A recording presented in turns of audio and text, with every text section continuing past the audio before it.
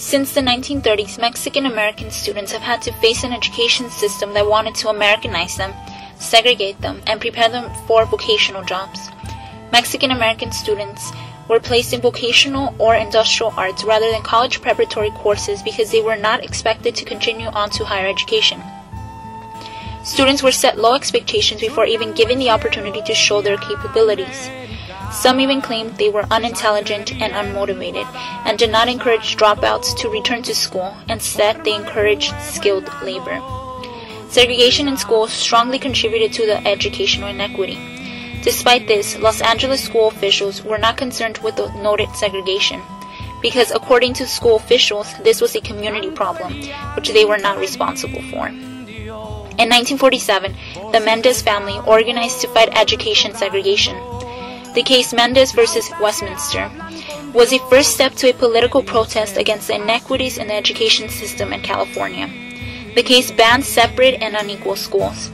In the 1950s, a small Mexican-American middle-class community began organizing to discuss education reform in East Los Angeles. However, despite their effort, little change occurred.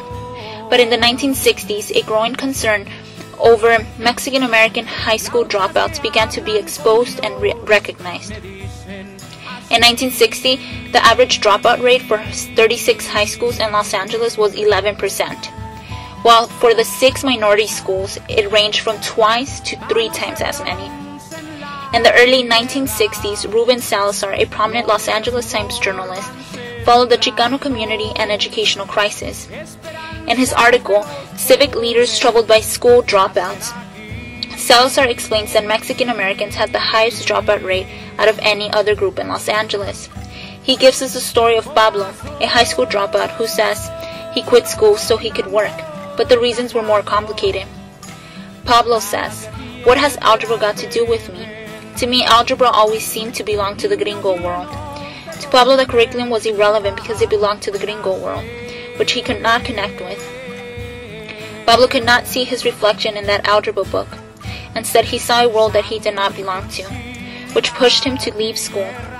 Salazar explains that school administrators confirm that the so-called dropouts are either encouraged or invited to leave school. These are not dropouts, they are kickouts. Without a doubt, Pablo was pushed out of school. The dropout rate may have scared civic leaders, but it was a group of students and a teacher, Sal Castro, along with the Brown Berets, that united the Chicano student body. In 1968, students walked out of East LA schools and unleashed the Chicano movement. Students pitched 36 demands to the Los Angeles Board of Education.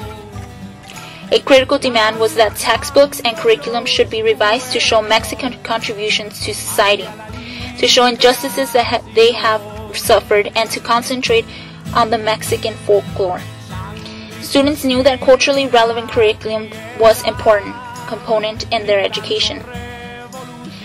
Mexican-American students proved that they were not culturally inadequate, unintelligent, lazy, or passive, and instead exposed the discriminatory practices of the education system. The curriculum and educational policies were designed for European Americans, not for Chicanos.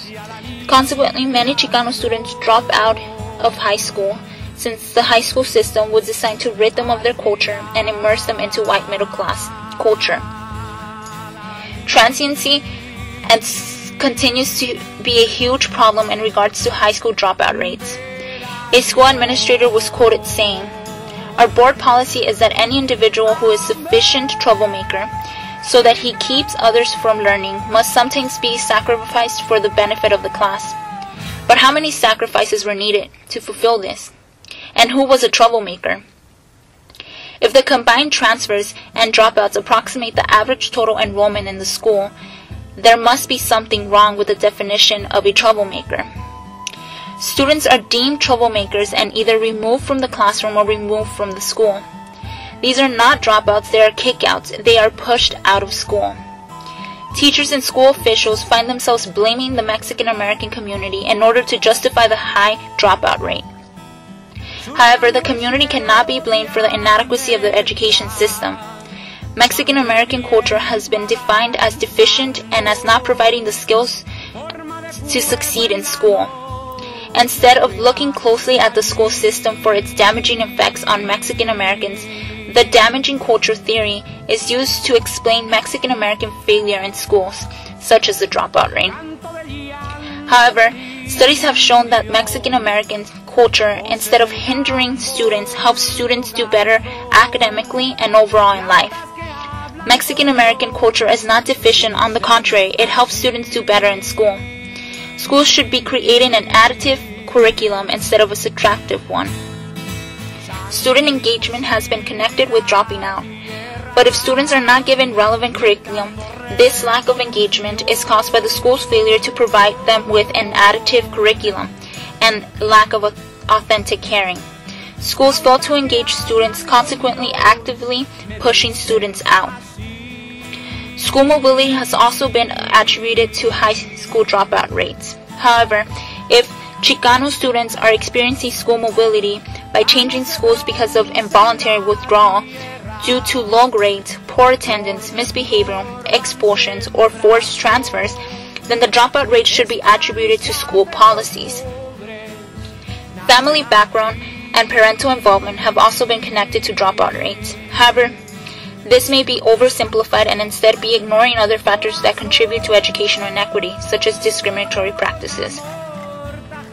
Schools are silencing the actual reasons behind the high school dropouts to protect and maintain the school system. Instead of helping, they are hindering the possibility to learn about ways of solving the high school dropout problem. Today, the Chicano dropout rate continues at alarming numbers. The Latino school-age population is predicted to grow over the next 25 years. And while whites, Asian Americans, and blacks have closer dropout rates, Latinos have a significantly higher dropout rate than any other group. Latinos have continued to have the highest dropout rate for over 50 years. Some of the same concerns and frustration during the 1960s persist today.